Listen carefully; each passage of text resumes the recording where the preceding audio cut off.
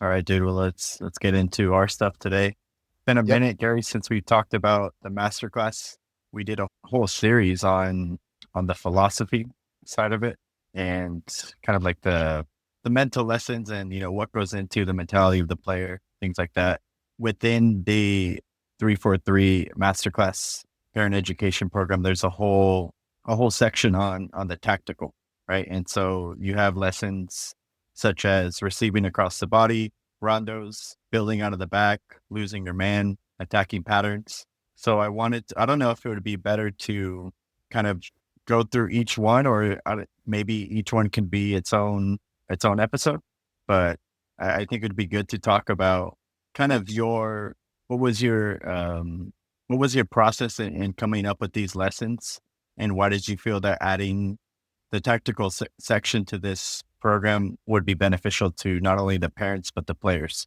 So let's start, Gary, let's start simple with the first one, right? And this is something that probably gets ignored within a lot of teams and a lot of coaches. A fundamental component of the game, receiving across the body. I played soccer, Gary, for 12 years before I ever heard this concept, right? And the first day that I joined Brian's team, this is something that he was instilling in me from day one. And ever since then, I mean, if you watch any high level game, you're gonna notice this small but crucial detail. And I think a lot of coaches, especially if they're new or they haven't been around the game a while, it's something that often goes unnoticed or even untalked about. So, what is the importance of receiving across the body? And yeah, let's just start there, Gary. Got it. First, let's just a brief description of what we mean by that. So, if a player is going to receive a pass and say it's coming from the right side, then you let the ball cross in front of you and you stop it with, or you control it with your left foot. If the ball is coming from the left side, you let the ball traverse the length of your body and you control it with your right foot. So that's why we say receive across the body. Now, the English and the Anglo in the Anglo world, they would say something like back foot. That's the terminology that they utilize. But it's interesting because so you gave your experience when you came to Brian's team. That was one of the most fundamental things because it is one of the most fundamental things in all of football because affords you, the player receiving the ball, a lot more capability of control, number one. And number two, when you actually control the ball, your body posture and positioning is such that you are equipped to view the entire panorama of the field. And secondly, on your second touch after your first touch control is right in front of the ball is right in front of you, and you're capable of executing a subsequent action, be it a pass forward, be it a pass to the right, be it a pass to the left, or be it to dribbling or taking whatever action you want. So this technique is one that affords the most control of them all. Interestingly, the players who sometimes violate that most of the time are the hyper outlier level world class type like Neymar. So you might see Neymar receiving the ball with the outside of his foot, you know what I'm saying, or doing something fancy with it or stopping it with his heel. And that's okay if you're Neymar, okay? Because he has other things in mind. He's at a completely different level compared to everybody else.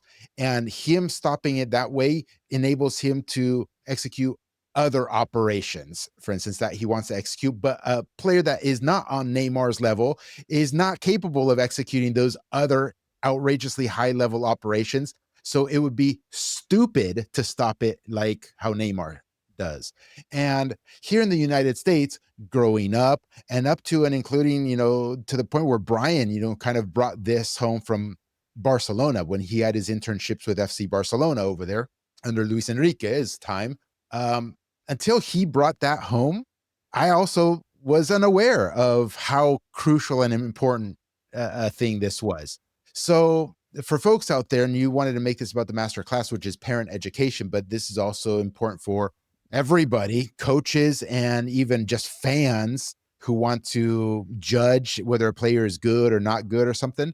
Observe in a game, in a professional match, how players receive, and they'll receive it across the body almost 90% of the time. That is the correct way to do it. And if you don't establish that from the get go, All the other stuff, all the other lessons that come later, the other techniques, the tactical, everything, it'll be broken if you don't have this fundamental thing under your belt, Benny.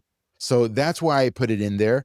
And also, one of the frustrations and the impetus for starting the parent education is because you see online how the American base rates players and who they think is good and who they think is not good. And who they've historically thought was a good player is a trash player because they don't even have the base fundamentals, underneath them. So, for instance, they might say, "Oh, Jordan Morris, when he was coming up, right, is a world class talent," or something stupid like this. And the reason that they have those sorts of judgments in error is because they don't even see the foundational stuff, Ben. So we have to start parents and coaches off with the foundational stuff, and that is receiving across the body. Yeah. A couple things, Gary. You mentioned Neymar as a player that sometimes does that. I always notice this guy's always receiving the ball with his left foot, like no matter where it comes from. But his first touch is just so clean and he knows exactly what he's doing. Like one of the kids on my team, like obviously I teach him this concept and the kid, Mo Salah is his favorite player. He's like, Coach, I see him doing it all the time. He's not receiving across his body. I'm like, well, he's different, dude. He's that special type of player that just knows what he's doing.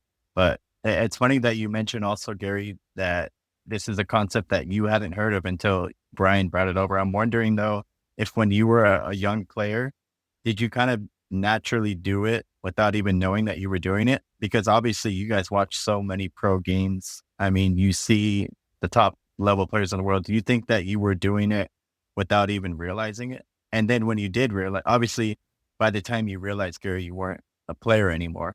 But when you did realize, did it kind of just open your eyes into like, holy shit, a massive concept that I should have learned from the second I started playing? 100%, Benny. So when I think back, and when I would think back, once I realized this is a massive thing that I went completely untaught to me, most of the time, if the ball is coming from the left, I would receive it with the right because I'm right footed across the body. But when the ball is coming from the right, and technically should be receiving it with my left foot, it would be a low percentage time, Benny, if I'm being honest, that I would just let it roll across and receive with the left foot because that was my weak foot. Like, why would I do this and receive it with my weak foot? So a massive deficiency on my end. And then secondly, I think at the level that I reached, which was not very high, club soccer was just getting started back in the late 80s or early 90s when I was a teenager. It wasn't all that super high level, Ben. So I could get away with poor fundamentals or poor technique, if you know what I mean. But now the game has advanced to the point, especially the pro game, where you can't get away with it anymore. If you're receiving the wrong way, you're so fucking screwed. I'll add one more thing, Ben. When I was growing up and watching all these games, because you brought it up, I would have to rewind the tape to those Argentina games or Germany games or you name it from the 80s and 90s. I suspect that a large proportion of the pro players back then also did not have the fundamentals that the players have now. So there would be significant violation of receiving across the body. That's my suspicion. I don't know because I haven't rewatched those sorts of things. Yeah. I think, Gary, that this is also the importance of training both feet at a young age. Because, for example, on my teams at least, I only have one left footed player, and he's an attacking player. So I'll put him as a left winger. But my left back is right footed. And so he's at a very low level. His first touch, his first touch with his right foot is pretty shocking. But if you see his first touch with his left, it's even more shocking, right? And especially if you're a left back, you're getting the ball from your left center back and you receive it with your right foot. You're basically screwed. If the other team is pressing you well, you're screwed, And so that's why if you're not comfortable with both feet, it's going to be shocking. To receive the ball with your right, you're basically facing your center back. You have nowhere else to go but him. So that's why I think if you're not training your weak foot at a younger age, this is a concept that it's going to be difficult for you to apply to your game. Yeah. And we're just talking about receiving the ball. So it's Right. not a huge ask. It's not like we're asking you to serve curlers into the box with your weak foot, or take shots from 20 yards out with your weak foot. No, this is just receiving passes on the ground. So it's not a huge ask. It does take a lot of training for sure for your first touch to be clean with your weak foot, no question. But it's not as complicated as pinging a 40-yard backspin ball with your weak foot, to your winger or something. So this is something that can be worked on your own.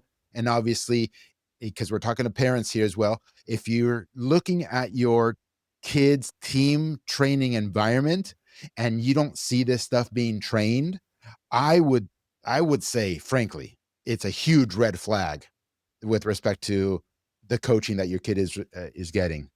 Right. So obviously, Gary, there's a massive activity that we'll talk about later on with Rondos.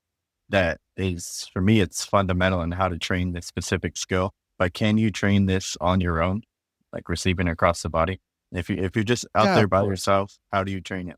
Yeah, of course, man. Obviously I'm going to say the wall, because the wall doesn't get tired, and the wall will return a ball to you the kind of like the way that you want it returned if you give it to the wall the proper way as well. And so sure, just stand, I don't know, a few yards away from the wall, kick the ball at the wall, and if you pivot your body this way, you let it cross from the left side to your right, and you stop it with your right, you kick the ball at the wall again, pivot 180 degrees, let the ball roll across your body the other way, and you're off to the races. It's quite simple. Now, you as a player, and if you're a parent who's trying to train your player and be their personal trainer, you now have to, with trial and error, be the judge of how far away the kid or the player needs to be from the wall, first and foremost, because that's going to be a function of the kid's power to serve it to the wall. You also have to judge the pace at which the kid can actually do the activity correctly. And then once you master a certain pace and a certain distance from the wall, you escalate the complication level. You hit the ball to the wall even harder, so it comes back to even harder. And you can escalate it to its limits, Ben. So absolutely, you can train this on your own. Yeah. I think definitely once you have a good understanding of just a simple concept, then I think you could start focusing on like the quality of your first touch. Because a lot of the kids that I train this to, especially that if they're just starting out, they understand the concept, but maybe their first touch is 5 yards away from them or 6 yards away. And that's when they're gonna find themselves into trouble, you know? But I think the cool thing about this, Gary, is that it really doesn't take long for this concept to be ingrained in your brain. And I know, I'm pretty sure Brian gave me this analogy. Brian, obviously, Brian taught me everything I know, but he gave the analogy of like when you're first, for example, when you're learning how to tie your shoes, like you're thinking about the steps to do it. You're thinking about, okay, I go cross, do a loop. And the first couple of times that you're doing it, you have to think about it. But then after, I don't know, 2 weeks or 3 weeks of doing it, it's just, you're not even thinking about it anymore. It just comes like second nature to you. So the same the same concept applies in the game. The first time that you're learning how to receive the ball across your body, you're thinking like, okay, the ball's coming from my right side. I need to position my hips, position my body so that I can receive it with my left. After, I don't want to say 2 weeks here because maybe it takes a little bit longer than that, but after a month or two of doing it consistently, you're not even thinking about it anymore. And it just comes naturally to you. So I think that's for players that maybe get discouraged if they're struggling learning it at first. I mean, you just stick with it a couple weeks, couple months, and it'll just be ingrained in your brain for the rest of your career. Hopefully, you have a coach that's going to teach you this early on. Because if you haven't heard this concept and you're already a high school player, like there's no chance of you making it far. And there's levels to it too, obviously. So you just described kind of like level one. So maybe after a few weeks of doing it hundreds or thousands of times, okay, you're getting into the rhythm, you kind of get it, your muscle memory is building up. But obviously, you're not going to be able to execute that potentially in a game under pressure. Maybe. I mean, if you're a center back, you rarely have that kind of pressure if you're building out at times. So yeah, you have time. You're not under pressure and you do it the technique properly. But what if you're in midfield, surrounded by enemies, and receiving across your body you're going to be tested on it. It's probably going to take you longer than 2 weeks of doing or training it. It Right, might right, take you months and months and sometimes even years. And it depends on the level of play, right? Because I can take an American professional soccer player who's 20, 21 years of age and does it here in USL or maybe even in Major League Soccer, and then I plop them down in the first division of Portugal, or I plop them down in Germany, or plop them down in Spain, all of a sudden, and oh shit, all of a sudden they can't execute it anymore because, like you said, Benny, part of this is not just the concept of how to receive, but then you have to develop that first touch to when you receive. Where is that first touch ending up? Where's the ball ending up? And that needs to be fine tuned and controlled depending on the level. Right. And once you have a really solid foundation, then you can start to get even more complex with little body feints before you receive the ball to throw off your defender, or even like one of my favorite, I don't know, I guess you could call it a skill, is to like pretend like you're going to take that first touch with your right foot and your defender steps, and then you just let the ball roll even more. Like there's so many different little complexities that you can add on to it. So again, it's like we talked about last time, it's not just a 2 month or 3 month process. There's lifelong learning that you can do, and you can continue to get better and better. Like for me, Iniesta, Busquets, like you watch their body fakes. I mean, it's just incredible. The amount of composure that they have, the timing, it's just amazing. No, no, yeah, it's just massive levels to this thing, massive subtleties, massive details. And I'm glad you brought it up so that parents or coaches listening don't think that, oh, it's just a simple little concept, and once you kind of get the concept, that you're good to go and done. Like, nah, man, it gets crazy, crazy. And also, Ben, it's sometimes it's just frustrating when coaches in particular, but players are guilty of this as well, and parents are guilty of this as well. They think that, oh, I've been doing this for 3 months already. Can we move on to something else? It's like, or it's the most frustrating thing to hear coming from those three parties, because you think you've reached a certain level for you to move on to something else. And no, bro, like you don't move on to something else. You never move on to something else. You're always training the fundamentals, especially if you're not even a pro yet. We're talking about youth soccer and you want to move on to something else. Like, come on, guys. Gary, it's 20 years later, and Juro's probably still fine tuning how to make rice, dude. I believe it, dude. Legendary, bro. So I know I mentioned that we'll bring it up, but this is a huge topic. I know it can be in its own episode in itself, but maybe we'll try and condense it. Obviously, rondos, in regards to receiving across your body, especially in the when you're first starting the 4v0 and the 4v1s. I think this is the absolute best way to get your players to instill this idea of receiving the ball across your body. But even further than that, Gary, and again, I know you can go on for this on an hour, but you've described rondos as the bread and butter of training a possession based team, and something that's non negotiable. So, and you probably mentioned this a lot already on the podcast and past episodes, but just to bring it up again, what's the importance of training rondos when you're trying to instill a possession based team? Well, what does possession mean? It means that you control the ball collectively, and obviously the collective is made up of individuals. So, what do you need to do in order to control the ball, Benny? Well, the most fundamental of all is being able to have a good first touch, so you don't piss the ball away immediately in possession. And so the rondos are highly effective exercises to fine tune your first touch. Um, and this goes to the tail end of what I said moments ago, that it's very frustrating when players, parents, or coaches think that they have mastered something and they're ready to move on to something else. Like, oh, Gary, we've been doing 4v0 or 4v1 for 3 months or a whole year. Like it's over, right? It's time. Guys, no. If we want to develop a possession-based team, you have to continue fine-tuning that first touch control. And the cool thing about rondos is that they are adjustable in size to adapt to the level of players that you have and their current skill set. And that gives you so much flexibility that as they improve their technique, their possession capabilities, you can reduce the size of the rondo. And now you've complicated life and you start from scratch all over again.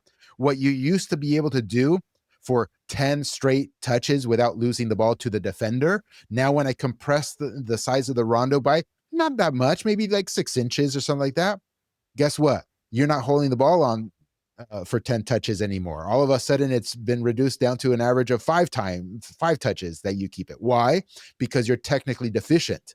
So keep working on the technique.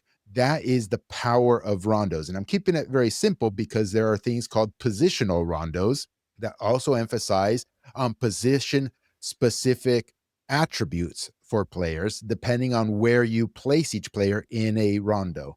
So I don't know, Benny, like you said, we can talk about this forever, and there's many different rondos that we can go into. I'd like to keep it high level. I think you want to in this episode too. But that is why rondos are key and integral part of developing a possession based team. Not to mention that the number of repetitions and number of touches that a player gets per training exercise is through the roof compared to so many other things that you could or people actually do out there. And Gary, there's so many different types of rondos: 4v0, 4v1, 3v1, 4v2. There's 4v2 positional rondos, double rondos. I mean, at what point, if you're a coach, at what point do you say, okay, my team has mastered the 4v0? When can we move on to the next one? Because, and think about it, Gary, most coaches don't have a team from like U8 to U18. Maybe they're only going to coach the team from U8 to U10, so in those 2 years, do they just give them the 4v1 and maybe a 3v1? Or like, how can you discern as a coach, like, all right, my guys are ready to move on to the next phase here?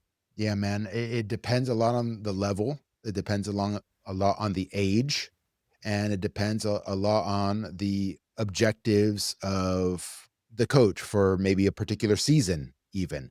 So, for example, um, maybe your and your players don't understand transition moments. Okay. And what I mean by that, I mean, there's a lot of things, but what I mean right now by transition is that instant reaction of going from offense to defense and defense from offense. A lot of youth players in particular are really slow from a reaction perspective in doing those transitions. Oh, it's like, oh, we lost the ball. Oh, okay. I guess it's defense time, and it's like a 2 or 3 second or 5 second delay or something. And then you're jogging back to maybe your position because you're out of position, or it's very lethargic. Yes. And the same thing in the transition when you gain possession, the transition to opening up space or maybe counterattacking or whatever is so slow. And so there are rondos specifically designed where that is the primary focus, the defense to offense and offense to defense transition. So as a coach, to answer your question, Benny, you kind of have to make decisions as to what you want to teach, what the team and individual players need at any particular moment in time or length of time, and roll with that. I will add, however, that once you start looking beyond what you mentioned, the 4 versus 0 or the 4 versus 1 basic foundational ones, the rondos get more and more complicated, and they demand more technique from the players and more capabilities from the players. So you might say, oh, Gary, cool. Yeah, I agree. We should be doing transition moments now. So, and you have a bunch of 11-year-olds who are mid tier 11-year-olds, and you've been doing 4v1 for 6 months, and you do one of these transition rondos or want to do it, it's going to be a fucking disaster. Nobody's going to learn anything because your players are incompetent. They're not capable of graduating to that yet. So maybe that's part of the answer too, Benny, to your question. Maybe a coach can dip their toe into one of these more complex things.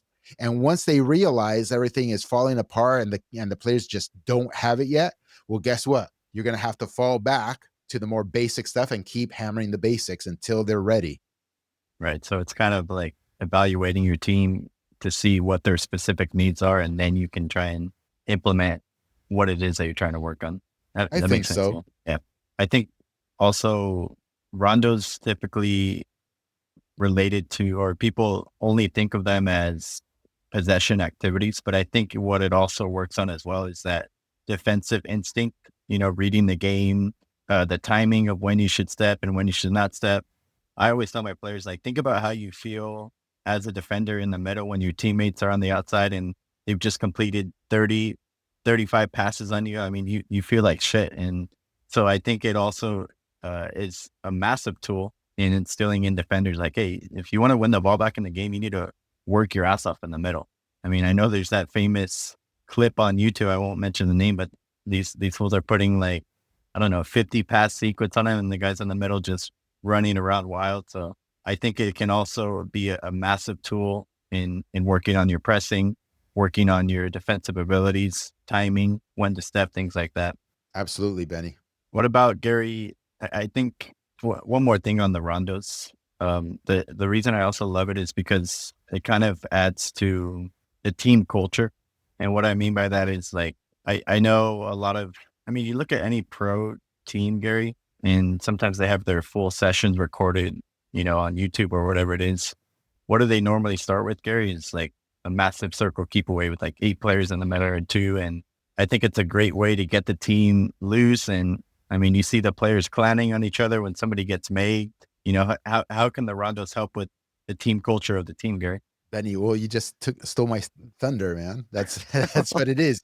It helps everybody have a good time, and you're having a good time while touching the ball and while warming up, and getting ready for the serious training session. That's the circle keep away that you just mentioned, Right. which we would open with all the time too. Everybody's laughing, having a good time. Um, it's a little bit of a goofing around period, but not so much. You as a coach have to kind of keep it in check, let them have a good time, but don't let them be complete, you know, fuck offs. Um, and then once you start getting a little bit more serious, and it's not just circle keep away, but it's one of these other rondos like the 4v1, there's still that level of enjoyment while learning, but not a goofing off sort of enjoyment. It's a competitive sort of enjoyment, right? We enjoy competing, Benny, or we learn to love how to compete. So if you're in the middle, you it's painful, it sucks, but you kind of learn to develop some pride in defending, okay? And that develops a culture of having pride in defending. And then if you're on the perimeter, you also are developing a culture of having the guy without the ball or the guys without the ball hate life, you know? So you develop a culture of trying to have your opponent hate life. So I don't know, just some little tidbits there from a cultural development standpoint in using rondos. Would you ever get thrown in the middle, Gary? Would I ever? What do you mean? Like growing No, up, because my coaches didn't even know what the fuck a rondo was no, growing up. no. No, I'm saying like when you would go to Brian's sessions, like sometimes I know the coach will jump in or you fuck up and you lose the Sure, ball and sure, they throw you in the middle, fucking sure, clown sure. on you. No, well, what's interesting, Ben, is I saw yeah, and I think everybody sees this as they grow up. You see the degradation of your capabilities and your muscle fibers and your reaction and your fast twitch and all that stuff over the course of age. So with the OSC Rage team, Ben, that we talked about in the past, I was like in my late 20s at that point, or something on that order. So when I would jump into play with the Rage players, I was still fucking king and the boss of everything. Like it would be rare for me to go in the middle for one thing. And it would also be rare for anybody to fucking do anything to me when we were playing scrimmages or anything like that. I was fucking in control. Okay. And even though somebody like Prieto was more talented than me at the time and had those sorts of capabilities, you can't do anything to me. Like I'm just smarter. You know what I'm saying? And I just know what you're gonna do, when you're gonna do it, and I know what it's just different level. But then, yes, Ben, if I try to jump into the later teams, like the famous YouTube team or something like that, then I was in trouble. Because by then I'm talking whatever, late 30s or mid 30s or something. I don't even remember anymore, and I hadn't even played competitively for God knows how long. And playing indoor fucking wreck, it doesn't count for shit. And so, yeah, dude, 100%, I'd be in trouble and be popping into the middle a lot. No, dude, I mean, I'm only 29, Gary, but if I get thrown into the middle of the high school session, like I'm in trouble, dude. I just can't move the same anymore, dude. They're That's putting fucking crazy. like 30 path sequences on me, dude. But, No, that's wild, bro. That's no. I think in my late 20s, I was still in decent sort of dude, I'll put it that way. well, dude, you know why? It's because we stopped playing pickup, dude. I remember going every single week to play, and that was my fitness. But I don't know, dude. I want to bring it back.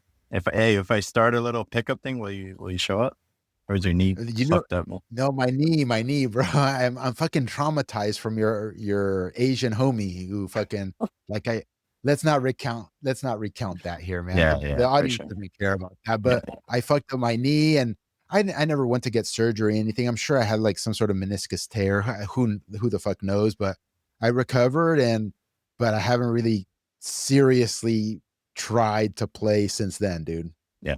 I know I said last thing on Rondos, but two more things came to mind, Gary. Mm. One, how do you get the players to recognize the specific moments in the game that you're rehearsing in rondos? So, for example, if you're rehearsing like a 3v1, how do you get them in the game to now say, like, okay, this is what we've been rehearsing? Obviously, the space is a little bit different, but is it you sit them down with a whiteboard and say, hey, look, this is the right back, center back, the six. This is the exact 3v1 that you were rehearsing, or is it like in a I don't know, 10v10 tactical game, you stop it and you have them recognize those moments, or how can you best Yeah. translate how can you best translate, or does it just naturally occur? Yeah, nah, pure instinct, it just naturally, organically starts occurring in the games. So if, for instance, if our team regains possession, and when you regain possession, everything's very compact at that moment. You have the opponent right next to you when you regain possession many a times, or you steal a ball. Let's say you steal a ball in a 1v1 duel, that defender in the 1v1 duel is literally right next to you still. You know what I'm saying? And so your teammates who might have been there as well to press in that instance, you touch out and you go ping, ping, ping, with your three teammates there and that one defender, and it just happens organically. Ben, versus if you have not been doing these small little rondos like the 3v1 or like the 4v1 or something, you haven't developed that sort of natural muscle memory instinct to execute those sorts of things. And you can see it in games, in matches at the youth level here in the States. When I go and watch, you see an instant just like that where as a spectator, can recognize, oh, all you have to do is just make that 3-yard pass there, and that guy will just one touch to this guy, and you're out of pressure, right? You can see that they don't do it many a times in other teams. What they'll end up doing is the guy just stole the ball, and he'll then try to like dribble out of pressure, or they'll fucking do a 20-yard pass to their open teammate, who's the center back or something. When there was no need to do that. You could have just done a 5-yard pass and go pop, pop, and you're out of pressure, and it's still high up the field. So it's an instinctual thing, Ben, for the most part. For the small-sided, very condensed rondos. Now, the bigger rondos, like the transition rondos and those sorts of things, I think you still have to verbally tell them sometimes from the sidelines during a match or during halftime or whatever, but it naturally comes out as an instinct over the course of time, in my opinion, too. Yeah, it's really interesting how as you progress and you grow into the game, you start to recognize patterns, especially if you're a coach and you're on the sideline, you can see the game a little bit better. There's moments where the next pass or the next decision to you is so obvious, or maybe to a young player who hasn't been in these situations before. It's like you just mentioned, they'll ping it 20 yards or try and dribble out of pressure when they could have easily just given it to the center back, get it right back. And you start to see and recognize these patterns. But I remember as a young player, like I had no fucking idea what to do with the ball. My first couple games, it's like I get the ball, there's a goal on the other side, I'm gonna launch it forward as far as I can. Let's go try and Yeah. score a goal. But it's cool that the more time you spend on the sideline, the more time you spend watching the game at a high level, it's like these things just start coming to you, and you can start to see patterns that happen over and over again, and how you can easily get out of situations. And I think that as a coach, yeah, I mean, that's your job to instill this pattern recognition in your players so that they can start to make the right decisions in the game. Yeah, you see, it's hilarious. You see the solutions, Benny. Yeah. You constantly see solutions from the sideline, and the players don't see the solutions. And I think this is where a lot of coaches and get it wrong. They think that the players don't, quote unquote, see the solutions because they have been trained properly, and they think that the proper training is let them play, just let them play, right? Because the more things that they freely see and free play, that they will naturally discover the solutions, and then it'll magically translate to the game. Um, or architect like sessions that do this fucking woo woo nonsense of guided discovery sort of stuff. Um, the players see the solutions as a consequence of not doing those things and actually training the way that we've been describing for the past 30 minutes. And even then, Ben, they might not see the solutions because we've been discussing a lot of technique at the moment, right? And muscle memory from a technical perspective. But to see the solutions, you have to have tactical understanding too. And sometimes the tactical understanding is a skill set that not everybody gets or has. I don't know how to explain that, Ben, all that well, because, Sergio Ramos, I think it was Sergio Ramos who said this many, many years ago. He's like, what's the difference between like a Real Madrid player and, maybe another first division team player or a second division player or something like that is the top Champions League caliber players, they see 2, 3, 4, 5 moves ahead of time, right? They see what's going to happen, what's going to develop. And the lower level players don't see it. So I don't know why it's one versus the other, Ben. And one more thing. Sorry, I'm going on here. Then there's the other perspective of being up on the stadium as a coach and looking down at matches. And you see the solutions even more clear than when you're on the sideline coaching. Yeah, 100% agree. I always laugh too when you see like somebody fucking sitting on a couch that's never played or in the stadium and they're watching, I don't know, Champions League game and they're like, what the fuck is this guy doing? Or shocking service. It's like, bro, like, let's see you go out there on the field, dude. But Yeah. the other thing, Gary, I think you learn the pattern recognition by making mistakes. I mean, think about if you're a center back and you give away a pass they shouldn't have made and they score a goal. I mean, you're never going to make that pass again, So it's just you have to learn through not just fucking let them play, right? But you have to be in these moments, see the field, see the players, see the movements. You make a mistake once, hopefully you're never making that same mistake again. And watching high level football for a very, very long time from a very early age, I think also naturally and organically instills a lot of these things in you, right? So that when 100%. you're on the field as a player, you're like, all of a sudden you don't do that 20-yard pass back to your center back, and you're like, no, I can just go 5 yards here and just get out, bing, bing, bing, because a lot of stuff, Ben, I think isn't trained. Yeah, It comes from 100%. outside sources. Yeah. Oh, dude, I'm thankful to my dad because I remember I was maybe like 7 years old and this guy pulled me and my brothers out of school. He's like, hey, take you guys to like a doctor's appointment or something. And we ended up like going home to watch the Champions League final, like Barca were like, what the, like, I was like, dude, this guy's a legend, bro. But ever since then, it's like, you know, you just, as a kid, you have that desire to watch high level games and see the best players in the world do it. And then you want to be them, so you're copying every single exact move that they're doing, their movements, the way that they talk, the way that they go up to the referee, like all these little things. You start to try and add that to your game, which is cool. Ben, and I think a lot of it again is outside of training. It just comes with doing so much for so long that you other truths start revealing themselves to you. It reminds me of, do you know who Magnus Carlsen is? Yeah, the chess guy, chess Yeah, master. the number one, the GOAT, right? And I think I listened to him on a podcast recently. I forget which one, but I've heard him speak many, many times. And he too has a very hard time explaining why, you know, he is as good as he is and why other grandmasters are as good as they are. All they usually resort back to or fall back to is saying, there comes a point where you just see things, right? And it also becomes like an instinctual emotional thing that enables you to get that one extra percentage point above the other world class guys. And I don't think it's something that can be trained, Ben. training can only take you so far, structured training, and then there's this other intangible, yeah, that comes into the mix. Right.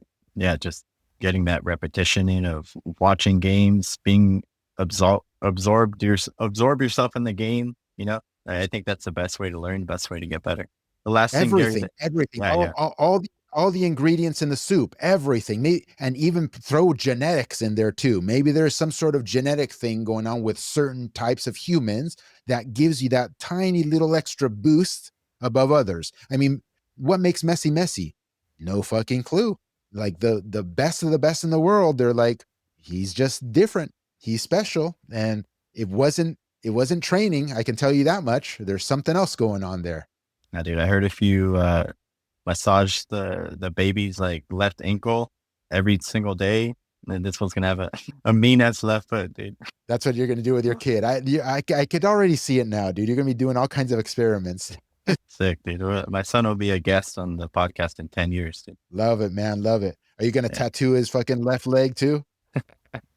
All black, dude. Like fucking that's it. Oh man, you could just tell him it was a birthmark. 100%, dude. Okay, the last thing I was gonna ask you about Rondos is what is your response or rebuttal to obviously US soccer says, they don't recommend Rondos because they think it's not directional and it's not game like. So what is your rebuttal to that? Fuck 'em? It, it's just fucking stupid shit that they say. Number one, we already discussed why they're incredibly important and incredibly good. Um, and the actions that you're doing in rondos happen all over the field at all times, constantly receiving across the body, opening your body posture accordingly, connecting pass, developing your foot sensitivity, your first, the list goes on and on and on. So on its face, it's already a stupid thing that is being said about rondos aren't good. Being directional, does fucking kicking the ball against the wall, is that fucking directional? Should we tell kids not to fucking kick the ball against the wall? That it's the stupidest thing fucking on earth. And secondly, how are you going to show me show me the set of activities that are all like directional, for instance, and are going to develop the players with all the things that we just ended up discussing. You show me that, and I'll be like, oh, okay, well, I stand corrected. But it's just not true, Ben. Why do you think they went away from it, Greg? Because I remember you told me at one point in the actual US soccer courses, they were like showing clips of you guys doing rondos and you guys' possession based team. Why do you think they went away from it? I don't know. I don't know. Why do bureaucrats and politicians, do the things that they do? You don't have high level soccer people, for real soccer people. I'm not If you have an A license or something like that, that doesn't make you a soccer person, in my opinion. You're in the soccer ecosystem, you have a soccer job, sure. You may have been working in soccer for a very long time. It doesn't make you a soccer person. For example, if you've been in the restaurant business for 20 years or something like that, and you've been a bartender for 25 years or something, it doesn't make you a fucking like restaurant person. Like I embody restaurant. You know what I'm saying? No, you don't embody restaurant. It's just a fucking job to you. So we have a lot of these types of folks making decisions and in positions of influence here in American soccer. They don't bleed the game. They don't live the game. They don't know the game. So it doesn't surprise me when they fucking pick up any old cockamamie trendy thing to say and then say, oh, we're gonna fucking train like France now. We're gonna go to the French fucking courses and send all our coaches to the French fucking uh, stuff. Okay, All right, dude, I triggered you again. I love it.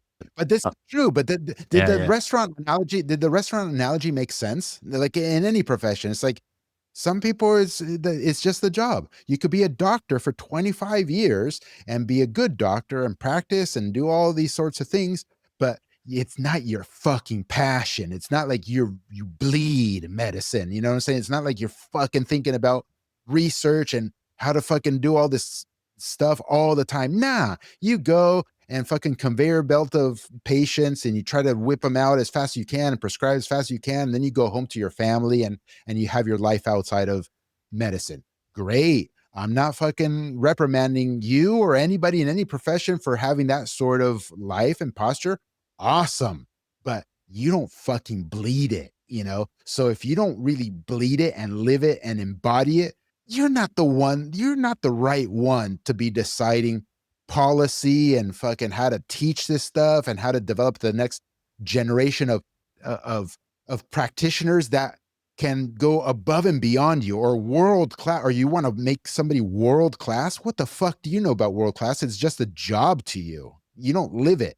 Right. Well, the interesting thing to think about, Gary, like to go back to your doctor analogy, obviously you say a doctor can be in his profession for 20, 25 years and they're not passionate about it or they don't have this burning desire to get better. But, think about maybe when they first started, it's like, oh, I want to become a doctor. At that point, Gary, they are investing 20 hours a day, like passionate, burning. But then by the time they get to, I don't know, 20 years on the job, then it starts to just become this kind of robotic thing where they're just going through the motions and they don't really care anymore. It's the passion is gone, you could say. I think in football, if you're truly passionate about it, like that passion never goes away, dude, if you Yeah. love the game And that some much. and some folks say they have a passion for it, but they don't. They don't. Passion means it's all consuming. And yes, you have to make time for family, for friends, for all the stuff that's not the passion, but it's there. It's going, right? You're at a family function or you're, doing things other than your passion and it's still processing in your brain. And you find yourself kind of I don't know what the right word is. You find yourself kind of being in and out of the moment of this other function that you're currently at, and you're going back to your passion while being in that other function. You feel me? Like Yeah, yeah, that to me is somebody who is possessed by the subject matter, is possessed by the profession. And the ones who are possessed are the ones who are like we were just talking about what makes a player special at the super elite level. The Sergio Ramos talk. And it's the possessed ones who are end up being world class at something. yeah. Oh, Gary, like I imagine like Pep, Mourinho, like I don't know if these guys are married or not, but I can imagine like they're at dinner with their girl or their wives, like they're fucking thinking about the game tomorrow, dude. They're not, you know what I mean? Like, yeah, I'm sure they're gonna be try and be there in the moment, but in the back of their mind, like these guys are running through what drills they're gonna do or their team talk. For them, it never stops. And didn't it come out that Pep was getting divorced or she asked for a divorce or they got divorced? No, I actually I think somewhere I heard something like that. Yeah, we'll have to look that up. Yeah, But I know because I have folks that I know personally as well over the course of the years that are of that possessed, passionate type, and they're outrageously good at what they do. And yeah, it takes a toll on your relationships. 100%. Like, how can it not? And and just like I don't blame the folks who aren't like that, um, I think folks who are just regular people, which is commendable, should not look down upon and demean the folks who are embroiled in the passion either, yeah, because I see it so often. Oh, and I hate to bring up Elon Musk again, but he's just such a prominent figure in modern day discourse, and everybody knows who we're talking about.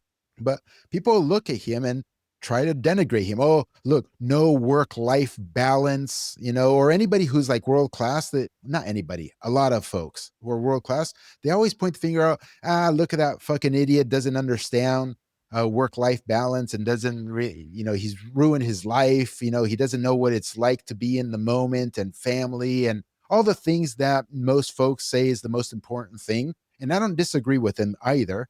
But unfortunately, guys, that's what it takes. It takes these outrageous outlier special humans to advance civilization or advance a particular domain. It's yeah. just there you can't have fucking balance, Benny. If you have balance, you're splitting your time up in all these different arenas. You cannot be world class for the most part. It's gonna be you have to be a superhuman. Yeah, no, and Gary, people don't want to hear that. People want to just have everything handed to them, and they look at outlier cases like, oh, look at Messi, look at Ronaldo. These guys have families with his wife, kids. He's a family man. He could still be the best in the world. I can do that too, but if you want to be truly especially you want to truly be a master or something, Gary. I mean, you have to invest everything, dude. Like, I looked up right now. It's the Pep divorce. The headline, Gary. This is Mhm. from January 20th, 2025. Pep and his wife Christina reportedly decided to break up after having Kent's dinner in Barcelona. I'm telling you, dude. So I was thinking about the game, or I don't know. Maybe, she's like, "Hey, babe, you're not here with me. What the fuck?" Or, dude, I don't know. Seriously, Maybe man. this guy starts losing, and then his girl's out, dude. Oh, damn. He had a bad season, now she's fucking toast, she's outta here. No, dude, she's going with Arteta now, dude. So crazy. And Ben, like, folks say like, "Oh, look at Messi, he's a family man," stuff. What the fuck do you know? You have no idea. You have no insight into his actual life, what it's like. You don't Yeah. know. No, No they clue. All seem you see you see Antonella, okay, there with him at the games, and they smile and kiss on the cheek, and everything looks hunky dory, and it looks hunky dory on Instagram. But everybody listening to this knows what you see on social media isn't real life. If it were real life, you'd be like, "Holy shit! Looks like everybody has a amazing life right now. Look at everything." And in reality, as soon as they fucking post that picture and stuff, they're fucking miserable people. yeah. No, dude, they see one clip of Messi in the and I'm not saying Messi's not a good guy or like a family man, but Sure, no, yeah, they see a video of him playing with the dog and the kids in the backyard. They're like, "Wow, like it's gonna make so much time for his family." And I could, but think about it, dude. Probably like, I mean, I know he's been with Antonella for a long time, but imagine in the early stages of their relationship here. I mean, this guy was like fucking living, breathing football. I mean, maybe I don't know, maybe he spent like an hour of time with her at the end of the day, but no, this guy was completely invested in. So it's hard, man. yeah. It's tough. And look, all I'm saying is just from my personal experience, and then from reading stuff, because you don't know what's true and what's not true. But it seems like when you read biographies and autobiographies and testimonials of people who have done a lot of things in life at that outlier level, that this whole notion of balance that we perpetuated is a myth. Um, I'm sorry, man. The CEO of X, Y, or Z corporation that's doing cutting edge sort of things, you don't live a normal life. You don't do a 9 to 5 and come home and prepare dinner, and are with your kids the way that a normal person does. It's just not true. Right. And Gary, I don't think you're saying like there's nothing wrong with not being that type of person, right? There's No. if you want to be like just a person who has a family and has a job and has kids, like okay, but I think people have a misunderstanding of what it takes to become the best in the world at something.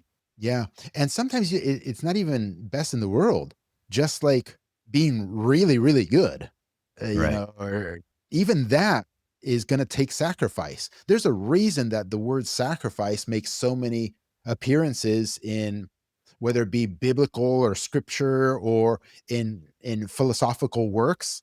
Sacrifice is real, man, because we only have limited amount of time. So if you want to do X, you have to give up Y. This is just the law of the universe. It's conservation of energy, Benny. You can't have both things. You can't have your cake and eat it too, as they would say.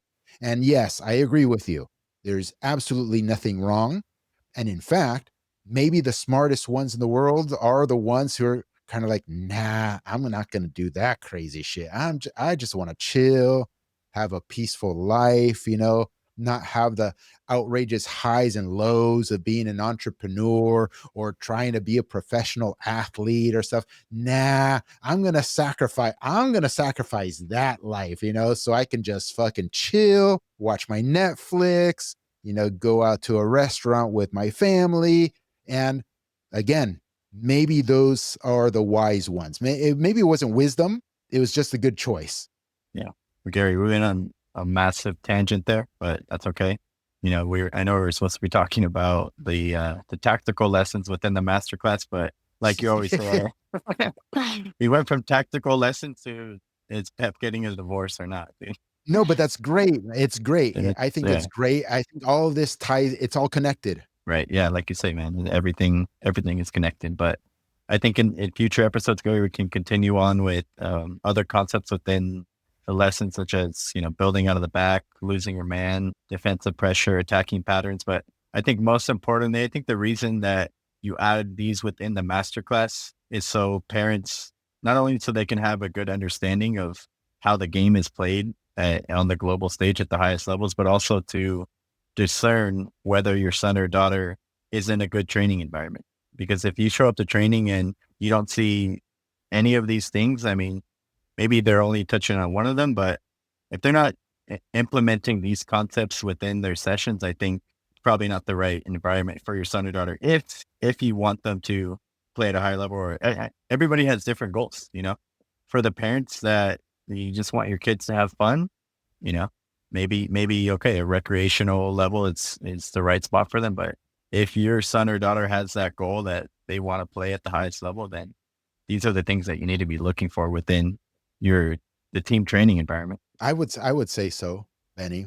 And folks like to look at exceptions and point to exceptions, but I'll repeat it for the benefit of everybody. Exceptions prove the rule. So if there is an environment, a coach, a club that doesn't do the things that we just finished discussing and are in the programs, but they have a track record of having players graduate to the next levels and all this sort of stuff, great, great. Don't always think that you are the exception or your circumstances happen to be the lucky 1 in 100 exception to the rule. Right. Gary, how does promotion relegation tie into Pep getting a divorce? Okay, let me think about this one. Um, it makes perfect sense because if there is no promotion and relegation, the level of intensity, the level of competition, the level of demand that exists on a coach or a technical staff is greatly attenuated, much, much smaller. So if you're a coach in like MLS or something like that, if Pep were to come to MLS, he doesn't have to be at the top of the table at the end of the season. He doesn't have to be, Benny. He doesn't even have to be top 4 at the end of the season to make the Champions League or something like that. He could just fucking chill his balls off all season long and maybe come in, 8th place, out of 12 teams or something and make the playoffs, and it's a successful season and the fans are not on your ass, ownership is not on your ass, nobody's on your ass. And so all of a sudden, you could have a great work-life balance and you can fucking please your wife as often as she likes and you're good to go. But overseas, that doesn't exist, motherfucker. Overseas, it's for the real ones. And the real ones cannot have work-life balance. You can, but guess what? You're fucking fired. You're going to be fired so fast, bro. Any any married MLS coach, dude, if promotion relegation comes, they're screwed, dude. Oh man. Well, that's why a lot of folks don't folks who are currently folks who currently benefit from the monopoly and having what we just described don't want competition. They don't want it. So they advocate for for things to stay the way they are, 100%. And that just doesn't go for coaches. It goes for all the folks who are shit at their jobs and employed in the ecosystem. Because if it got opened up, everybody who is shit at the profession, shit at their jobs, you're going to get exposed really quick. So nobody wants that shit. Reporters, you don't fucking want the open ecosystem because reporters, as they exist in this country, they are owned metaphorically and literally by the monopoly. And so all of a sudden, if the monopoly doesn't exist anymore, you aren't protected anymore. The monopoly isn't going to get rid of that other journalist or reporter or content producer or whatever because they're not peddling the monopoly narrative. No, they're going to be allowed to stay in because it's an open market. And now that reporter, that journalist has added real competition, probably competition for people who actually know football versus them. So they're fucked. Good way to end it, Gary. Good stuff, man. All right, brother. Good.